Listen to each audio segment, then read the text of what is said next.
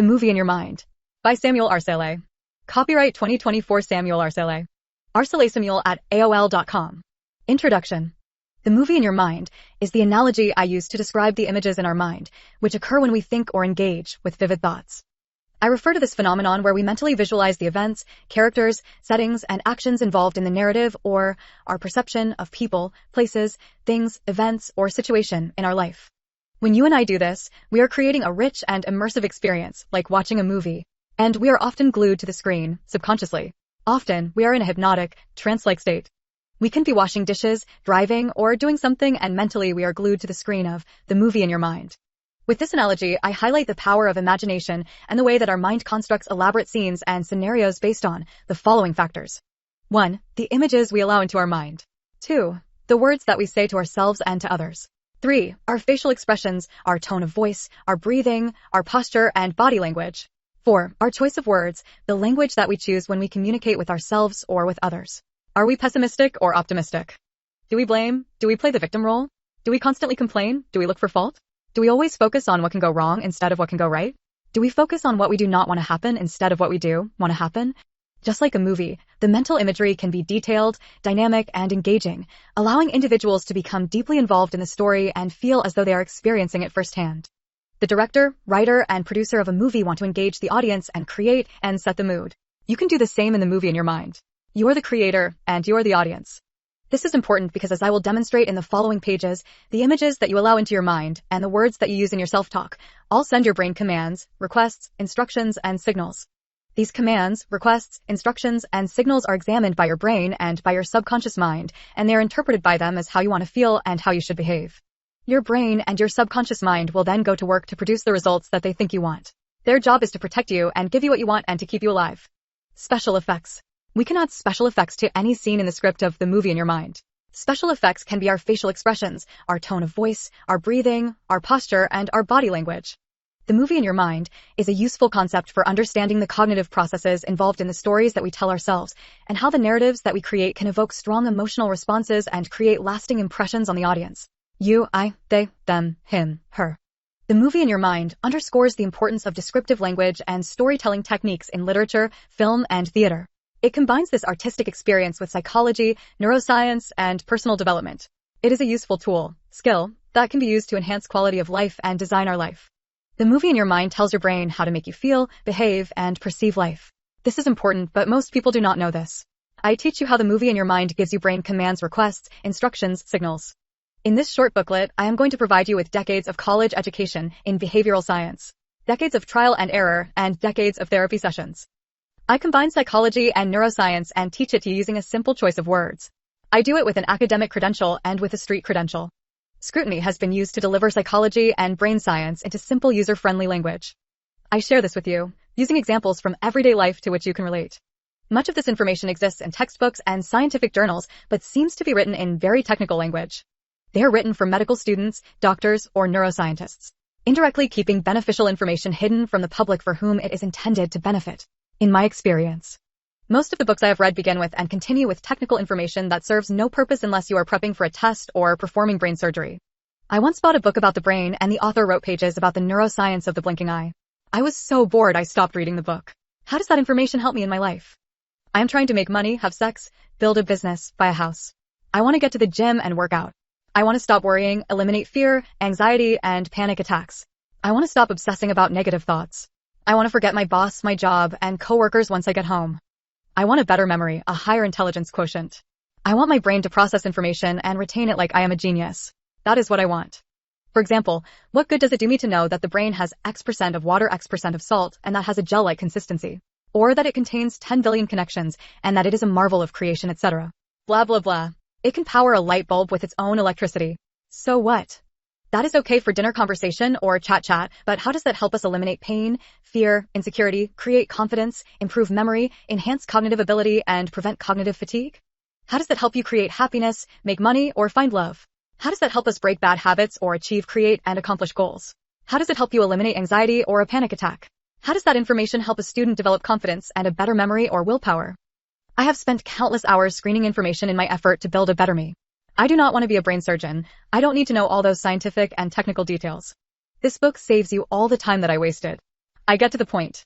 I teach you the practical rules of the brain and the subconscious mind so that you can use them immediately in the real world of practical life situations. This book will not make problems disappear or change other people, nor can you ever have power over what other people do, say, and think. What this book does is provokes thought and empowers you. It is about your brain and your life. This book teaches you a skill. Think about how many people know more about celebrity gossip, the news, and their mobile phone than they do about their own brain. The human operating system. I am not judging or criticizing, I am just provoking thoughts. I am not the final authority on this subject and, of course, continue to explore other books, but this book saves you time. It saves you the trial and error of reading and screening books, attending poor lectures and videos, in your search for information that is applicable to improve the quality of your life. Many books and many lectures are good, but others are not. Some people are knowledgeable, but they have poor presentation skills. They bore you. Have you ever had a boring professor or teacher? He or she was knowledgeable but did not create interest. When you buy a car, you need to drive and understand its basic functions for maintenance. You do not need a degree in mechanical engineering. You just want to drive and understand basic issues and know how to troubleshoot them. I use the analogy of the movie in your mind. I present case studies and personal disclosure. I present a sequence of information that will provide the reader with a life-changing perspective on life. I have meticulously simplified and sequenced the information so that it is accessible to any person who will take the time to read it. I have included color and images to enhance the visual effect of the reader experience. I believe this will make your brain more receptive to the focus and retention of this information because I am involving your senses. My goal is to present scientific and technical information in a user-friendly way to anyone who is interested in learning about the human operating system. No college education, no white lab coat required. Let's learn about the subconscious mind. Here is a true story. One morning I woke up. I got out of bed. I put my feet on the floor. I looked out of my window. I recalled a memory that was buried in my mind for 57 years. It was completely forgotten and never thought about until that morning. In the 2nd grade, a teacher asked me what I wanted to be when I grew up. I cheerfully replied, a child psychiatrist. She laughed at me and told me, you can't. I asked her, why? She replied, because you have to read a lot. I did more than read a lot. That memory was buried deep within me. I never thought about it after that day, but that morning it was clear as a sunny day. Like a hypnotized person or a programmed robot, this is what I did. I walked over to my library of books. I looked at them, and I asked myself, why do I work as a janitor? Then, like a slap on the back of my head, there she was, that teacher who laughed in my face and told me, I can't, when I cheerfully said I want to become a child psychiatrist. It was my subconscious mind communicating with me. Prior to that morning, I spent weeks researching childhood impressions and the subconscious mind. During that period, I was writing the chapter on childhood impressions for my previous book, User Manual for Your Mind. Then that morning, just like that, out of nowhere appears a memory that was buried in my childhood for 57 years. I am angry about that. Why would a teacher, an adult, tell a 7-year-old child, a 2nd grader, he or she cannot accomplish a goal or achieve a dream?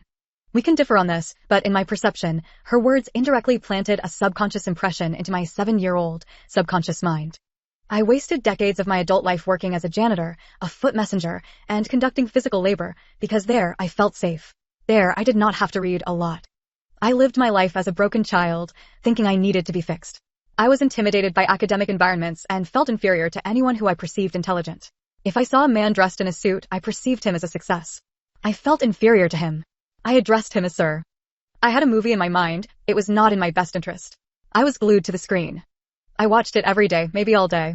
I dropped out of school at age 12 in the 7th grade. I never attended college. In my mind, I could not read a lot.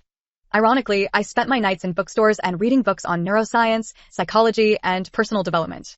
My minimum wage salary of $7 an hour was spent on books that cost $50 to $100. I invested in personal development audio and video, CDs, cassette tapes, and video programs. I studied medical terminology, psychology, neuroscience, art and law, professional Spanish, professional English. I studied legal and medical interpretation. I read the same books in both languages. I read the dictionary like a book. I studied and practiced martial arts and boxing. I studied piano, violin, guitar, harmonica. I had a fascination with learning and intelligence. Philomath, while not a psychological term per se, a philomath is someone who has a love of learning and knowledge. They are often deeply interested in acquiring knowledge across various disciplines. On my personal time, I studied and wrote poems, books, and screenplays. I wrote television and radio commercials. I used loose-leaf paper and a pen. I took long walks by the Hudson River and Central Park and I wrote. I visited museums and art galleries. Then I went to work the next day as a janitor and cleaned toilets, handled garbage for minimum wage. Often, I was the only American amongst undocumented immigrants, and often the employer asked me, why do you work here? To provide clarity on my perception of this, I will provide 3 explanations. As I progressed into my research on childhood impressions and the subconscious mind, I discovered 1. Baby elephant syndrome. Baby elephant syndrome is a term used to describe a phenomenon observed in some captive elephants. When elephants are young, they are often tied to a fixed object like a tree or a stake using a strong rope. At that age, the elephants are not strong enough to break free, so they learn that they cannot escape no matter how hard they try. As the elephant grows older and becomes stronger, it can easily break free from the rope or the stake. However, the elephant does not attempt to escape because it has learned from its past experiences that it's futile to try. This learned behavior persists into adulthood, even though the elephant has the physical ability to break free. For this discussion, baby elephant syndrome is used metaphorically to describe situations where individuals or groups continue to act in certain ways because they have internalized beliefs or limitations from past experiences, even when those limitations are no longer relevant or true. 2. Childhood impressions. A childhood impression is the lasting impact of an early experience, interaction, relationship on a person's development and personality. These impressions can shape how we perceive ourselves, others, and the world around us as we grow up. A childhood impression can include memories, emotions, beliefs, and attitudes formed during our childhood that continue to influence our thoughts, feelings, and behaviors into adulthood. These impressions are significant because they can contribute to various aspects of our life. These include relationships, our self-esteem, our coping strategies, and overall, our well-being. 3. The subconscious mind. The subconscious mind is always active, but its relationship with time is a bit different from how we perceive time in our conscious awareness. In simple terms, the subconscious mind does not have a clear sense of past, present, or future like our conscious mind does. Instead, it operates in the present moment, processing information and influencing our thoughts, feelings, and behaviors based on past experiences and learned patterns. Imagine it like a vast library where memories, emotions, and learned behaviors are stored. When we encounter new situations or make decisions, our subconscious mind draws upon this library of information to help us navigate the present moment. It is like having a helpful assistant who provides insights and suggestions based on past knowledge, even if we're not consciously aware of it. The subconscious mind does not experience time in the same linear way as our conscious mind, but it is always present and active, shaping our perceptions and responses to the world around us. In this book, I take you on a journey into the movies we create and watch in our minds, and along the way I enhance the experience with an enormous amount of useful and related psychological information. Truly, the pages in this book are a treasure chest of well-presented, well-structured, useful information. It is beneficial to enhance your quality of life and assist you to design your life. Samuel Arcelay. Please note, you bought this book for a reason. Something within you inspired this decision. Along the journey of reading, you may be presented with distractions and the voice of a child within you. This voice will tell you either directly or indirectly that it is afraid that you may abandon it and grow. This inner child, or this you that has existed for decades, will become uncomfortable and imply to you from many directions, "It's okay, stay. You're busy, check your phone. Think about work, think about the future, think about bills, take a break, you're tired." This child within you is afraid to be left alone, and this book represents change and growth and a new beginning for you. You cannot drive looking into the rearview mirror of your life. At some point you must look ahead and move forward. It took you years to become who you are today. Your brain is hardwired to be who you are. The longest journey begins with one single step. The movie in your mind. By Samuel Arcelay. Copyright 2024 Samuel Arcelay. Available on Amazon Books.